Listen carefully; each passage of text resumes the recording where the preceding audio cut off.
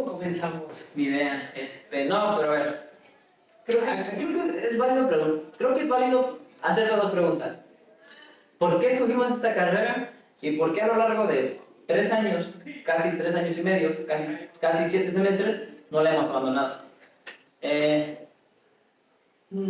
Y es un poco curioso, porque creo que son más los estudiantes que estudian otras carreras, pasan, no sé, por decir ejemplos, pasan por psicología, pasan por historia, o pueden pasar por físico-matemáticos, pueden pasar por biología, medicina, y el hecho de que nuestra carrera tenga bachillerato libre, o sea, de que teniendo el bachillerato que quieras puedes entrar, pues te abre esa oportunidad de que, no sé, estamos estudiando arquitectura. ¿No te gustó? Dices, güey, a lo mejor filosofía es lo mío. Y es más curioso eso. No, creo que te topas más con estudiantes De otras carreras. que ya vienen de otras carreras, que a lo mejor estudiaron 2 años otra carrera, o un año, dos carreras, y se vienen y terminan notando en filosofía. Pero también hay estudiantes como yo, que es tal cual, su primera opción fue filosofía, y entonces, pues, está eso. Pero ante todo, ¿por qué filosofía? ¿Por qué filosofía? Bueno, como parte de las prepas de la Michoacán, considero que en mi experiencia el primer acercamiento que se tiene a la filosofía es en la prepa, en tercer y cuarto semestre, es su primer acercamiento con la filosofía. En mi punto personal fue ahí, yo ya tenía como que una noción, o sea, sabes, la gente habla de filosofía, pero realmente nadie te dice qué es, ni siquiera en la carrera te dicen qué es. No. Entonces es como que el primer acercamiento. Yo creo que cuando alguien piensa en lo que es filosofía, en lo que es un filósofo, yo no puedo evitar pensar que es una figura, Creo que todos tienen en mente, todos saben, o sea, todos, creo que cuando dicen filósofo, pues alguien tiene en mente algo. Alguna persona extravagante con pensamientos, no sé, fuera de lo común. Pero es un poco difícil, ¿no? Decirle, ¿qué entiendes por filósofo? Incluso a veces ya llevamos 3 años estudiando, y a veces de que, ¿qué sabes decirnos por un filósofo? Es que depende. Entonces, tienes la imagen, ya, puede que no entiendas lo que es un filósofo, o la misma filosofía no sabes qué es, pero tienes la imagen de lo que es un filósofo. Dejando de lado los estereotipos que se puedan formar, creo que la imagen por excelencia de un filósofo es Sócrates. Sí. Y de ahí puedes variarle, son filosofía Sócrates, filosofía Nietzsche, filosofía Maquiavelo, filosofía alguien que traspasó esa burbuja que es la filosofía y se volvió parte de, no quisiera decir la cultura general, pero sí parte de la cultura, o sea, ya, quizás cultura política, Maquiavelo, Hobbes, pero es alguien que no solamente conoces por la filosofía. Y yo creo que ese es el acercamiento que se da para entrar aquí, porque no llegas, no vas a leer un libro de filosofía porque es de filosofía, si no te interesa, ¿no? Pero, por ejemplo, no sé, te interesa la política, el poder, el príncipe de Maquiavelo, el Leviatán de Hobbes. Ok, tú los conoces desde la perspectiva política, pero entonces también dice, también fue filósofo. ¿Qué dijo como filósofo? Y empiezas a darte cuenta que toda su teoría política es la filosofía que él está, pues, compartiendo. Entonces es lo que se te trae la política, pues, te trae acá, creo. Suena así, sí, justamente creo que como dices, uno a veces se topa con un autor o se topa con una corriente, pero ves un lado más práctico. Por ejemplo, a veces nos topamos con Sócrates, nos topamos con Aristóteles, vamos a dar un gran salto con Nietzsche. Generalmente son autores que hablan de una vida mucho más práctica. Sócrates se preguntaba cuál era, pues, la definición de las cosas, el hecho de no dar nada por sentado, decir, a ver, entonces todos entendemos qué es el amor, pero a ver, hay que definirlo. No simplemente podemos quedarnos con la idea de, sí, ya todos sabemos qué es el amor, no hay que explicarlo. No, el asunto es, ¿qué estamos entendiendo por amor? ¿Qué estamos entendiendo por justicia? ¿Qué estamos entendiendo por belleza? Todos sabemos qué es, todas son cosas que todos de alguna manera sabemos, pero que de alguna manera también es necesario describirlos. Aristóteles con su ética nos dice cómo ser un buen ciudadano, cultivando la virtud. Nietzsche dice, no, ¿saben qué? Por la época histórica en la que vive, ¿saben qué? Tenemos que separar nuestra ética, nuestra moralidad, desde el punto de vista religioso. Entonces necesitamos crear fundamentos por los cuales nuestras actividades humanas estén fundamentadas en ellas y no en base a una religión, que en este caso pues era la católica judeocristiana. Y como dices, todos, o sea, todos tenemos su lado un poco más práctico. Por ejemplo, algún autor de estética, Schiller, todos no, pues conocemos su poesía, todos ellos. Sí, de hecho, varios autores no se lo hacen ni siquiera porque son filósofos, simplemente por otro aporte. Digo, aquí todos sabemos que Karl Marx es un filósofo, Sí. pero considero que se traspasa toda esta línea de lo que es el mundo de la filosofía a ser parte del mundo en general por su propuesta económico-política. Digo, todos sabemos que Marx es un crítico del capitalismo, pero más allá de eso, ¿cuántos saben que es un filósofo?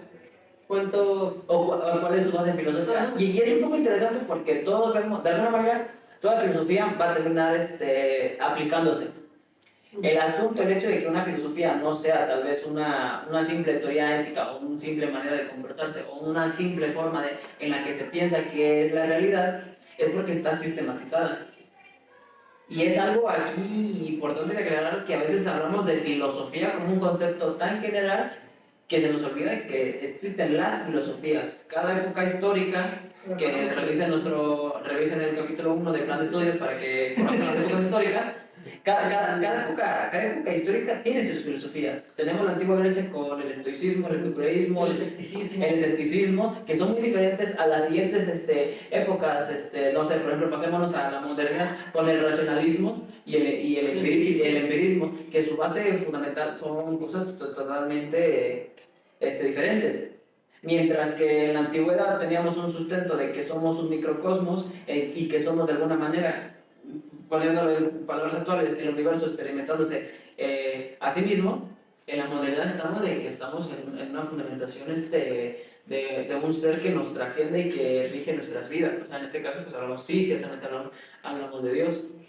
Sí, claro, y eso como mencionas, tomando ese punto que ya son temas de lleno que son problemáticas, son corrientes filosóficas, también es otra forma en que puedes conocer la filosofía e integrar aquí.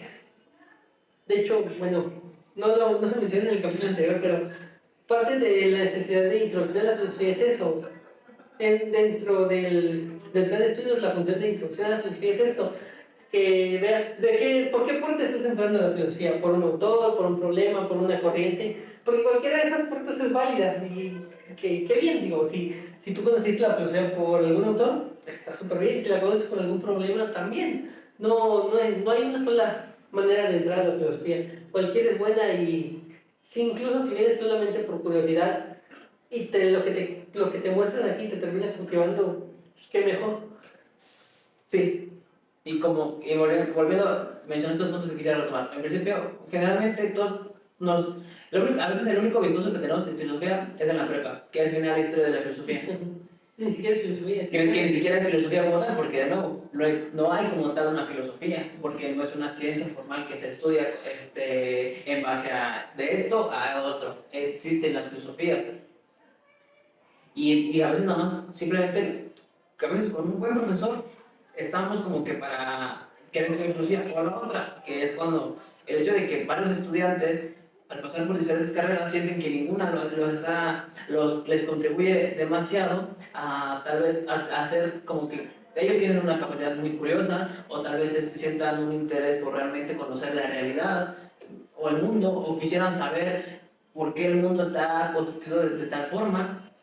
Y todas las cuestionaciones de que o no sé qué hacer con mi vida, no sé por qué estoy obligado a vivir, no sé por qué tengo que nacer, estudiar, después casarme y contribuir al país que pertenezco con mi trabajo.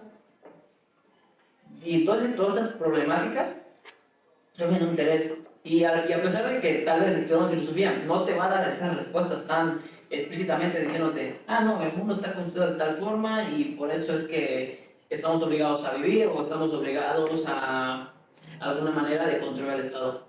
Creo que te va a dar las herramientas para que tú mismo elabores tu respuesta. Una respuesta quizás que no aplique para todos, pero que sea lo suficientemente fuerte y sólida para decir, ok, tal vez es por esto y yo creo que es así y voy a defender esta idea. No cerrándote al cuestionamiento y a la posibilidad de la refutación, pero sí saber defender esa... Sí, sí, sí, ciertamente. O sea, la licenciatura no te va a dar las respuestas a todas sus dudas que tienes. Más bien te va a dar las herramientas para que tú formes esa respuesta y puedas sustentarla en base a argumentos sólidos de por qué piensas lo que piensas de alguna manera. Y el hecho precisamente al saber de que no existe la filosofía, sino filosofías, es el hecho de que no hay una respuesta totalmente válida en toda la, no sé, en toda la historia, por decirlo así. No hay una respuesta que va a ser válida ante las preguntas de por qué la realidad es de tal forma que dure toda la eternidad. Porque al final de cuentas, si la filosofía siempre se ha preguntado por el principio de las cosas. Y toda la filosofía antigua, o sea, ellos, la naturaleza, ellos lo llamaban physis, que la physis es el principio de todas las cosas. De alguna manera, y creo que a veces eran más científicos que filósofos, porque a veces se preguntaban cómo está construido el cuerpo humano, por qué pensamos, cuáles son los ciclos lunares o los ciclos solares, o cuándo va a haber un eclipse. Todo eso lo mencionaron los filósofos, todos los presocráticos se dedicaron a la astrología. Incluso Aristóteles a veces parece más científico que filósofo al dedicar su vida, o sea, al ser el primer biólogo, al primer taxónomo, al primer zoólogo, o sea, al primer, tal vez no incluso decir físico, pero pues muchos de sus aportes de manera ya que decimos científicas pues están no, están superadas. Están superadas todos los aportes del mundo científico. Lo que conservamos de él es su filosofía, la ética, la metafísica, la lógica. Que al final de cuentas que de alguna manera, esos tres principales temas se preguntan por el principio de las cosas. La metafísica, en principio, por el ser, o sea, no tanto por el ser, sino más bien por qué existimos de alguna manera, podríamos decirlo. La lógica es cómo podemos argumentar nuestra verdad, o sea, cuál es el principio descrito o cuáles son los principios que componen nuestra verdad. O sea, en este caso, pues vaya, la composición argumentativa de los elementos. Mencionaste un punto que es clave y que me parece que es el sustento de toda la carrera de la filosofía en general, el hecho del cuestionamiento. Que la filosofía no te va a dar respuestas, pero te va a dar preguntas, te va a dar herramientas para que tú preguntes, para que tú respondas. Es un continuo estar preguntando, buscando. Pasamos para ¿por qué no dejar la carrera? No, creo que en principio, creo que uno entra en filosofía porque no está satisfecho con la vida que lleva. Creo que es más por una cuestión personal. Creo que es por una cuestión personal el hecho de que y no es como que aquí en la carrera de filosofía encontraremos las herramientas para cambiar nuestra vida. Más bien como que para entender por qué estamos llevando la vida que estamos llevando, pues ya sea no tanto psicológicamente ni tan económicamente, sino más bien el hecho, o sea, porque se remonta a algo más, mucho más, a lo mejor personal o emocional, el hecho de que por qué estoy viviendo todo esto y por qué no me está gustando. Creo que está la pregunta, ¿por qué no me está gustando? ¿O por qué no estoy satisfecho con la vida que llevo? Y te topas con personas de todo tipo, incluso con personas con diferentes poderes adquisitivos, en los que se coincide esta pregunta. Porque de ahí afuera, creo que todos tenemos diferentes énfasis, que incluso nosotros en séptimo semestre estamos viendo con nuestra relación de proyectos de titulación de que todos tenemos intereses de investigación diferentes, pero que coincidimos en algo, de que quiero entender algo de algo que experimenté en mi vida. Por eso a veces, al menos muchos trabajos de nuestras compañeras van dirigidos al feminismo. Por eso a veces, incluso muchos trabajos de aquí también van dirigidos con un interés político-económico, porque dan de alguna manera que no se ha dado una respuesta a algo que ya vivieron y que quieren saber por qué. Quieren llegar hasta los últimos elementos para saber cuál es la fundamentación, cuál es el marco teórico por el cual su vida llegó a ser tal o experimentar tal cosa. Creo que ese es en principio. Tienes la razón más fuerte por la que decides estudiar filosofía es por la insatisfacción con tu propia existencia. Y no hablamos de institución de tu sorpresa como que me quiero matar, me quiero... No, simplemente, ¿por qué vivo así? ¿Por qué estoy viviendo así? Y no es como que una queja de que, vivo así, me quiero matar. No, ni siquiera es con una connotación negativa, Sí, simplemente es de ¿por qué? Con una genuina curiosidad. Exacto. ¿Por qué vivo así? Y tal vez, pasado el tiempo en la carrera, preguntes, ¿puedo vivir mejor? ¿Qué puedo cambiar? ¿Hay algo que puedo cambiar? Pero en principio es ¿por qué vivo así? Desde un punto de vista de curiosidad. No, es un punto, ajá, es un punto curioso. Es un punto curioso, porque quiero saber esta respuesta y hacer la respuesta así, bueno, por esto vivo así. Por razón me sentí así con mi vida. Pero ahora, ciertamente uno no puede saber qué es la filosofía, porque existen filosofías, pero si de alguna manera tuviéramos que reducirlo a un principio, es de que la filosofía es una interpretación de la realidad derivada de la curiosidad y el cuestionamiento. Derivada de la curiosidad y el cuestionamiento. Es por qué las cosas son de tal manera. Porque esto es así y no de otra manera. ¿Por qué esto es así y no de tal manera?